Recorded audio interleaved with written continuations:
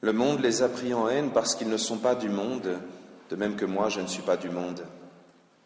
Lorsque Jésus dit cette parole, il prévient ses disciples, il prévient ses apôtres de ces persécutions qu'ils vont devoir subir, mais en même temps, il les laisse dans le monde. Il les envoie en mission dans le monde, parce que justement, nous avons un rôle infiniment important à jouer dans ce monde.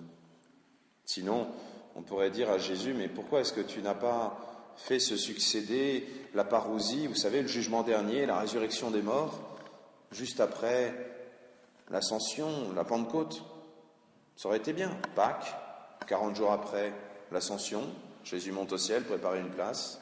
10 jours après la Pentecôte, dimanche prochain, il envoie l'Esprit Saint pour nous préparer. Et puis allez, 40 jours après, tranquille, fin du monde, résurrection des morts, jugement dernier, paradis. Ça serait tranquille. Mais là, ça fait 2000 ans qu'on est en train d'attendre. Et si ça se trouve, on devra encore attendre pendant un quart d'heure, ou un quart de siècle, ou 1 milliard d'années. On ne sait pas. Qu'est-ce que Jésus attend de nous? Il sait qu'on va être un petit peu en butte aux oppositions, pour dire ça gentiment. Il sait qu'on va être pris pour des fous. Il sait qu'on va passer notre temps à se battre contre ce qui semble être des moulins à vent inatteignables. Et pourtant, il nous demande de continuer. Nous continuons à appeler le monde à Dieu. Oui, c'est ça notre rôle. Nous sommes dans le monde et nous élevons le monde vers Dieu. La lettre à Diognète que vous aviez eu une fois le plaisir de lire dans le journal paroissial dit un petit peu cette opposition, en prenant une comparaison qui est très belle. Dans cette lettre, nous voyons que les chrétiens dans le monde sont comme l'âme dans le corps. S'il n'y avait pas d'âme, le corps serait juste un tas de cellules posées là et n'aurait aucune unité, n'aurait aucune personnalité et surtout, plus grave, serait incapable d'aimer. L'âme en nous, c'est ce qui nous permet d'aimer de tout notre cœur, de toutes nos forces, de toute notre âme, justement, et pas simplement avec quelques battements de cœur ou simplement des sentiments. Aujourd'hui, nous sommes dans le monde, ce qui permet de faire l'unité, comme l'âme permet de faire l'unité du corps, même si ce corps se renouvelle en permanence.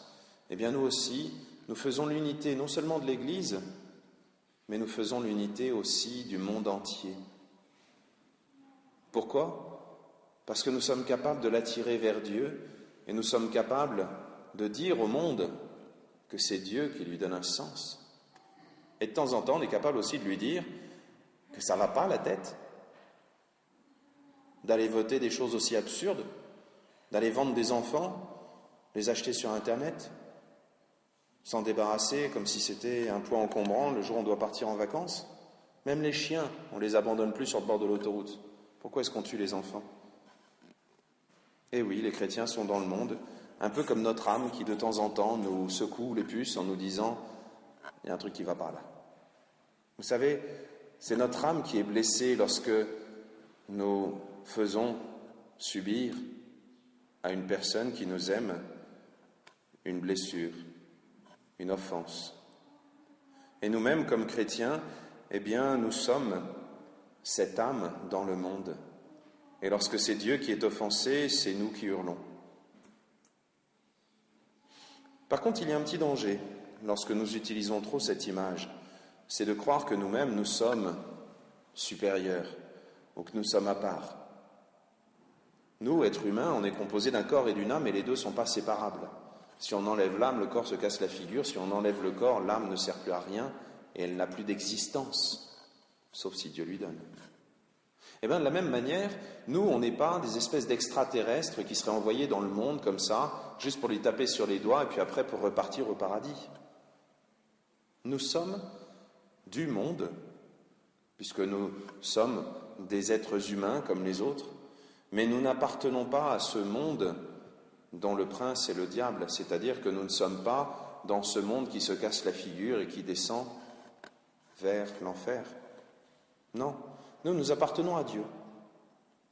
Et tous les hommes appartiennent à Dieu, même si ils le refusent quelquefois. Et c'est justement là que nous devons agir. Dieu compte sur nous.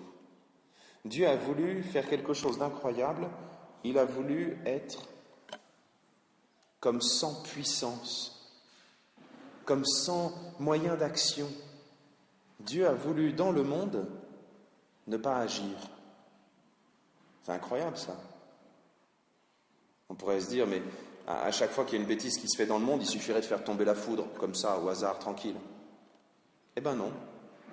Le bon Dieu ne fait pas tomber la foudre dès qu'il y a quelqu'un qui se sent mal, dès qu'il y a quelqu'un qui fait quelque chose de moche. Dieu fait juste preuve d'une patience hallucinante. Dès qu'il y a une offense, il répond par le pardon. Alors nous-mêmes, dans cette Eucharistie, demandons à Dieu d'avoir cette même patience envers les autres, mais surtout ce même amour. Et puis ce qui sera le signe que nous sommes vraiment animés par l'Esprit Saint, demandons à Dieu d'avoir entre nous une unité qui dépasse cette simple fraternité, qui va jusqu'à la charité fraternelle, qui va jusqu'à l'amour qui nous vient de Dieu, notre Père. Amen.